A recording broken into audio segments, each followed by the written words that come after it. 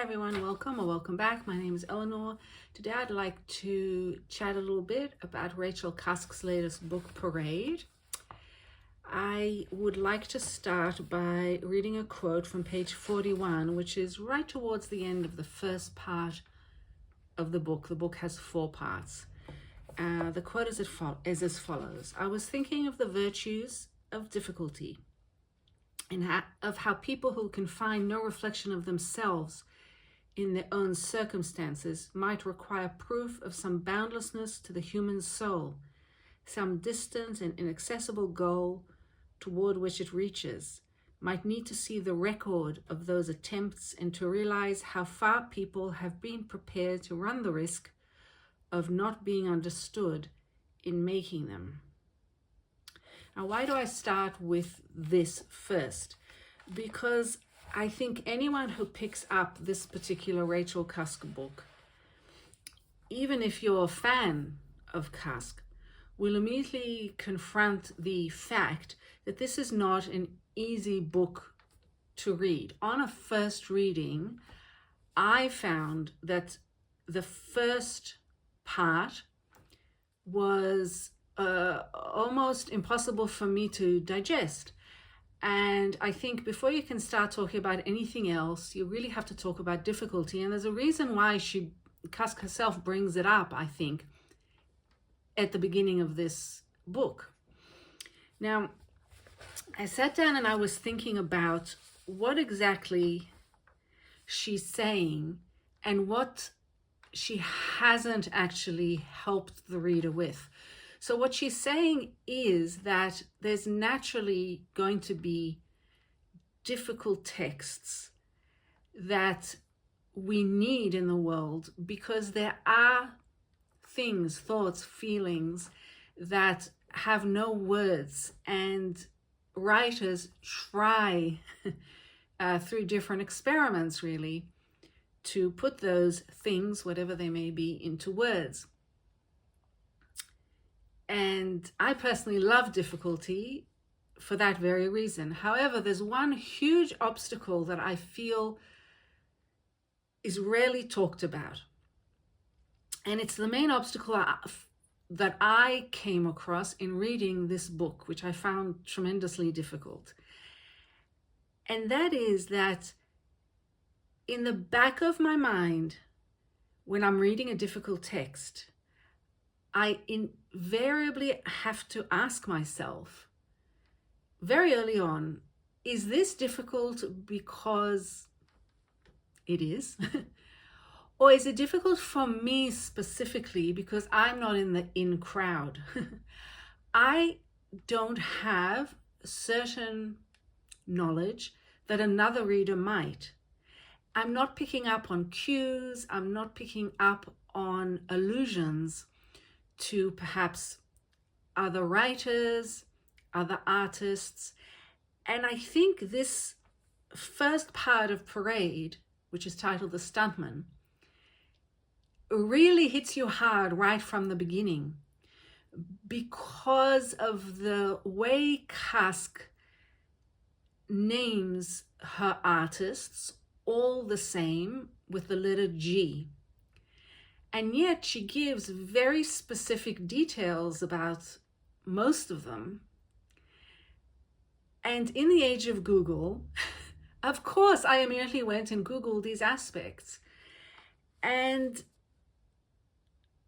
I realized that, yes, there is information here that someone else who's in the in crowd, someone who is probably an academic, someone who's probably extraordinarily well read, a very deep thinker with a background in visual art as well as general art and literature would pick up on.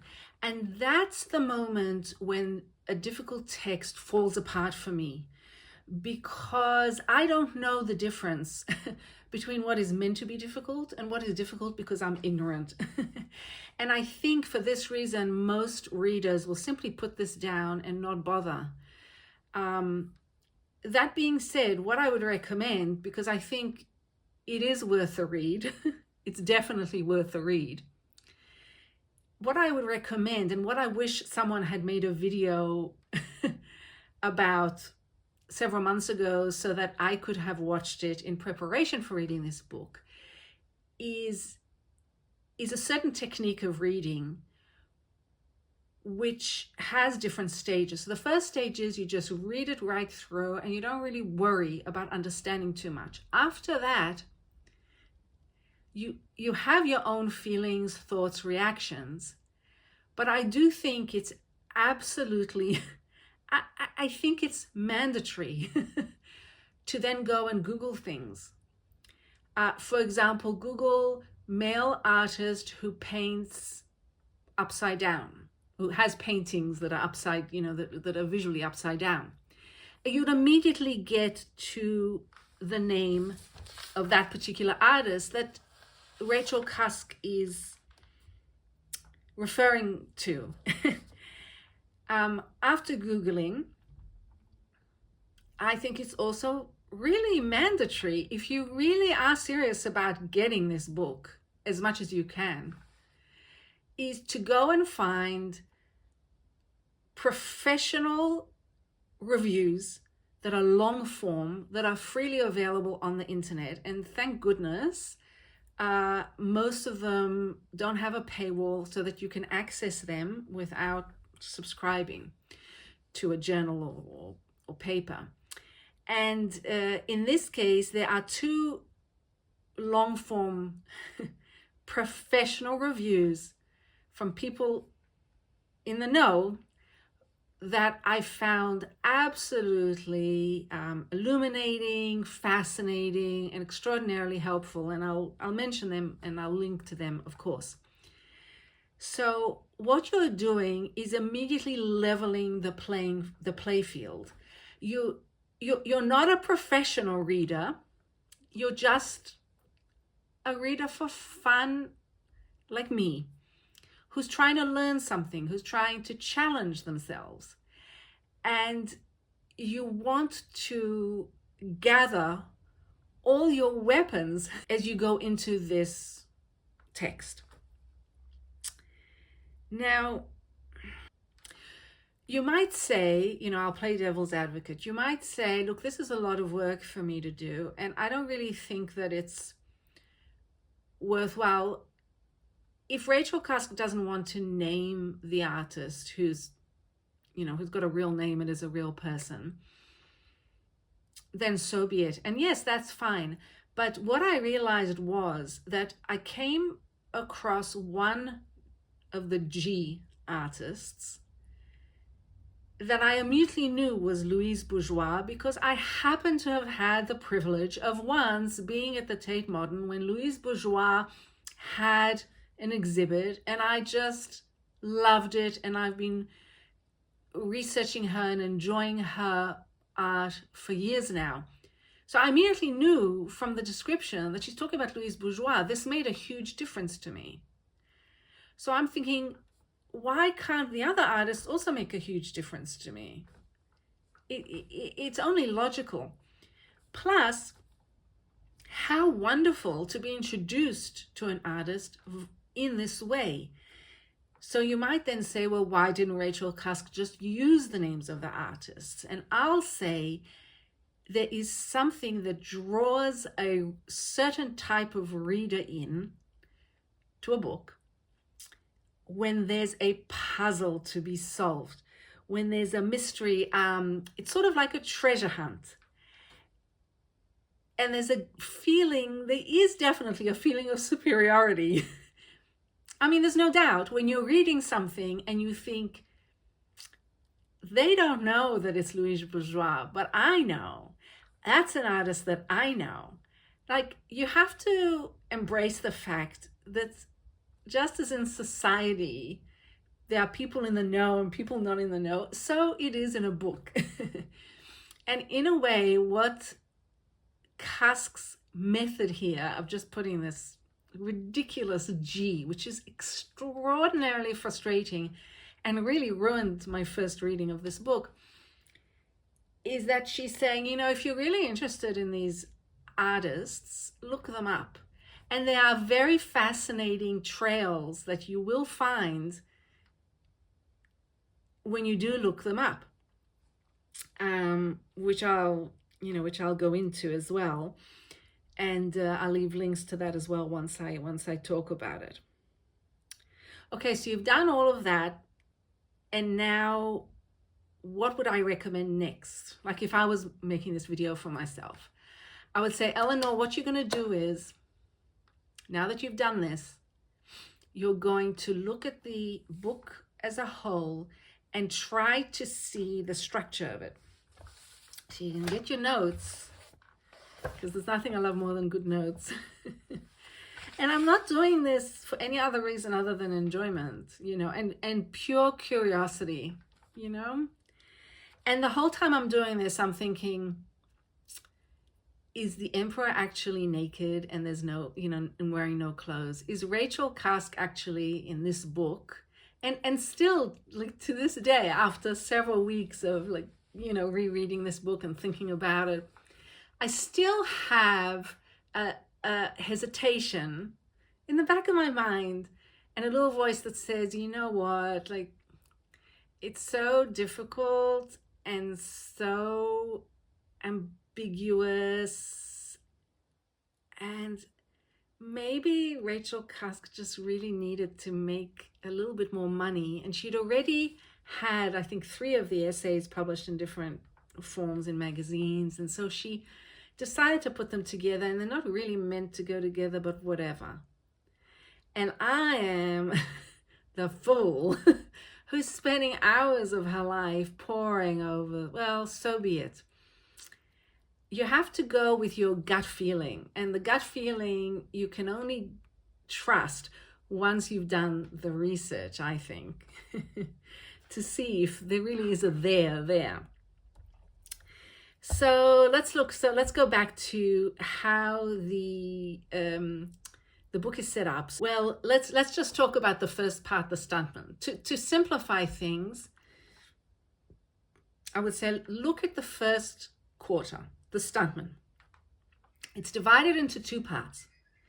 Each of these 2 parts is divided into 4 sections. And let's number the G's. So there's G1, G2, G3, G4. Yes, there are 4 G's in just the first section, the stuntman. And then work from there. So again, what you're doing is trying to help yourself solve this puzzle. And what's going to happen is, as you tick off the things that are clear to you, the things that are truly the difficulties within this section will float to the top. And then you can really assess them for what they might mean. And then you really do your personal work of trying to embrace the true difficulty of the text. And in this case, it's the metaphor of the stuntman. But you won't see that. But you won't see that until you tick off the G's. So let's tick off the G's, just so that you can put them aside, so that you're not worrying about them all the time, so that you're not confused. Okay. G1 is George Baselitz, born 1938 in Germany. His trademark motif was the paintings that are upside down. One of his most famous paintings, the wood on its head. He met Johanna Elke Krestschamer, excuse my pronunciation. They were both art students. They get married, they have 2 sons. She stops making art. He becomes famous. She is his most enduring subject. An additional note, his father was a Nazi. Hence, when you come across the fraught relationship between this same G1 and his father in the nursing home, you'll understand it a bit more. G2 is Louise Bourgeois, fantastic artist. If you've ever seen the huge spiders she makes, but I mean, she's much more than that. G3 is absolutely astonishing. I'd never heard of her before. Paula Modersohn Becker. I went ahead and found this biography of her, which I highly recommend. I'll link everything. It's called Being Here by Marie Darrieusseco. An incredible biography, beautifully written, of a woman who was a born artist. She actually was the first woman, according to this book, to paint herself nude. And she was a close friend of Rilke, and they wrote to each other a lot. Rilke does not come off so well in this book, and not that interested in him anymore. But in any case, she's really quite fabulous. Oh, now Baselitz' wife, because that really is how she, you know, if you Google her, if you Google Johanna Elke Krestheimer, you come across George Baselitz. She doesn't even seem to have her own identity in Google. And you'll meet her also in this section when she's menopausal and her children are all grown up. So we've got the 3 G's, and then the 4th G is a man by the name of Norman Lewis, born 1950. He's an African-American artist, and it's his painting, the Cathedral, that is discussed towards the end of the book. So those are the 4 G's. Now, coming back to the true difficulty that I found in this first section, and it's a difficulty that does exactly what I love and what Cusk refers to when she talks about accepting the fact that sometimes when you try to talk about something that's very hard, you have to run the risk of people not understanding. And that's the metaphor of the stuntman. It's only when you close read every mention of the stuntman that you realize she keeps switching it around. It has a lot of different facets to it. And Cusk doesn't allow the reader to come to any absolute conclusion about what the stuntman means. Very first mention of the stuntman is on page 13, and it's mentioned in connection to what Cusk calls biological femininity, the female experiences that are connected to biology, and they are violent,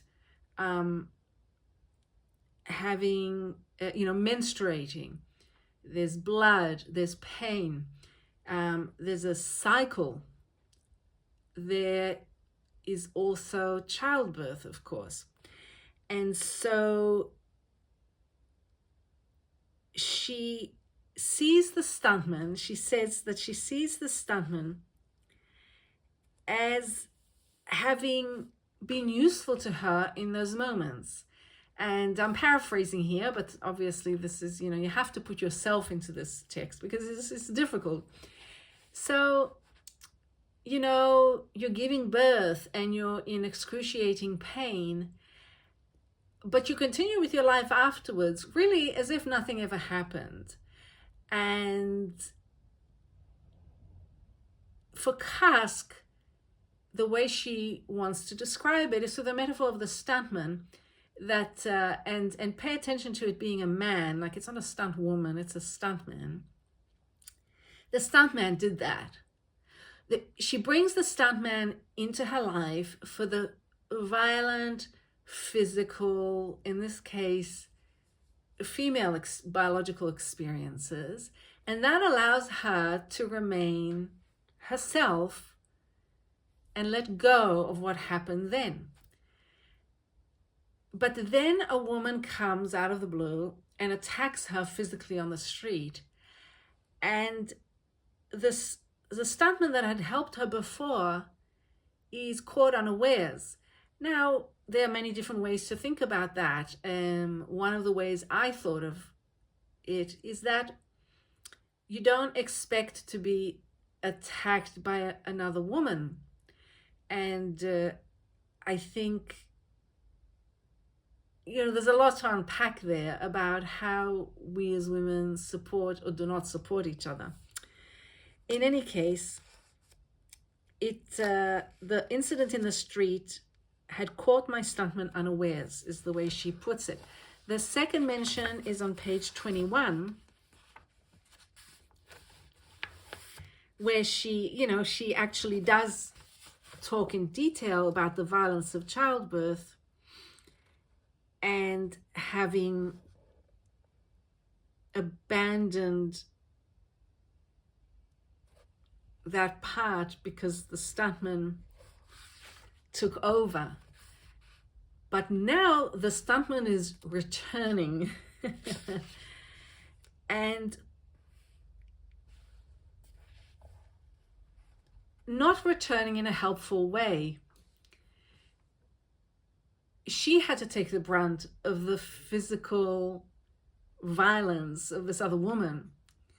Later, on pages 23, 24, 25, the stuntman now becomes externalized as part of Rachel Cusk, part of the protagonist, and also the attacker. So the stuntman is both the protector, the double, the attacker, the artist,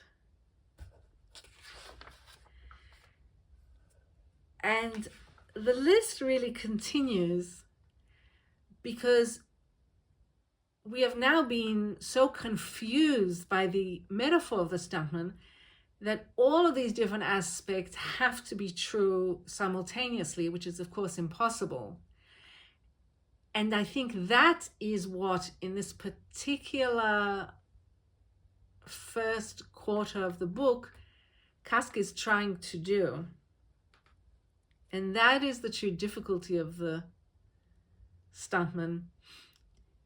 And that is the most beautiful, most interesting, and most mysterious part of this quarter of the book. And I should mention, I'm talking about the protagonist as if it's Cusk. And I really think it would be ludicrous to talk about an anonymous narrator or protagonist.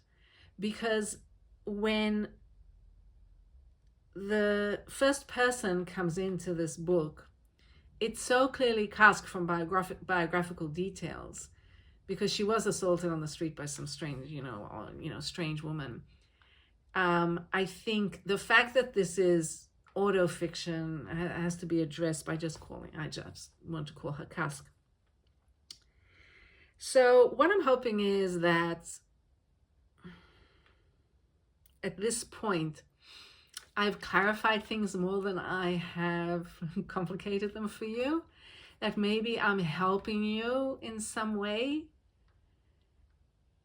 reach an understanding of something that maybe you experienced that is impossible to put into words. To finish off with the final aspect of the stuntman, on pages, I think 42, 43, the woman who hit Cusk is now not the stuntman herself, but has the same offerings that the stuntman would give. And the stuntman offers violence and silence.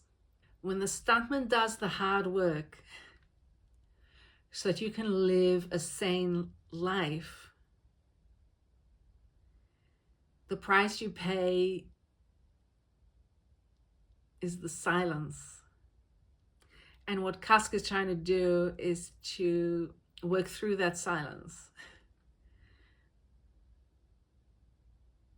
which is enormously confusing. But I think will ring true to certain women who perhaps have experienced similar life events to Cusk. Okay, that's it for now. I'm not sure if I'm going to be talking about the other parts, the next 3 parts of the book. I'd like to continue talking about poetry after this, but I couldn't resist trying to put my thoughts into words. And it's really good to be back. I hope you are all well. And don't forget, the only real property is the property of the mind. Okay, bye-bye.